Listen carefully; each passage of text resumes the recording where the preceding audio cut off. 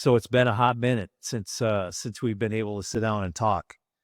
Almost a year, Jim. A lot has happened in the last year. You want to kind of take me through what that's entailed for you and your staff? Gosh, it was a great year. Yeah. I mean, we'll get into capital projects in a little bit, but we accomplished a lot last year from a culture perspective. We accomplished a lot from a leadership perspective. We found the right leaders to put into our organization. The job has gotten a lot easier over the year as you put great leadership into different pieces of the organization. Then it just becomes oversight. It becomes the opportunity to congratulate folks for a great job, and everybody's focused on the same mission, right? The mission is to keep the organization, from operating in the black and to keep the membership top of mind, meaning that we're here for one reason. Every amenity is here for the same reason. So organizing that same thought process in every one of the leaders that works here.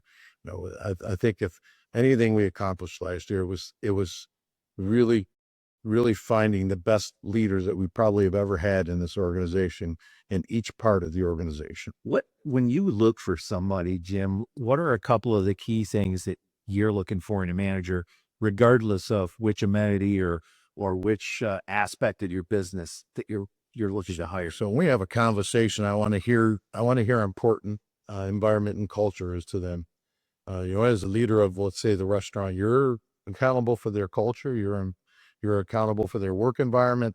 I also want to hear that this is a member services organization, right? And I want to hear that's something that's in your DNA, that you're here to serve the membership. My old job was about hospitality. This is about serving a very larger group from a membership perspective. And then I want to hear that you have flexibility, because this doesn't stay the same all the time. Our businesses are weather dependent. So there are going to be times where we're banging when there's snow on the ground, and, we get a little thin ground out there in the wintertime. And how do we adjust? How does that work? And then I want to know from them, what kind of people are they going to look for when they're hiring? Right. Because they're the top line. The next line down has got to be just as important.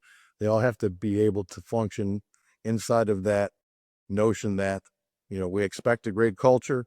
We expect you to be a part of a great environment, and we expect you to deliver on our promise as it relates to taking care of our members and our guests, for that matter. The restaurant and golf course have a lot of public use. So, driving that repetitiveness in both of those functions is important.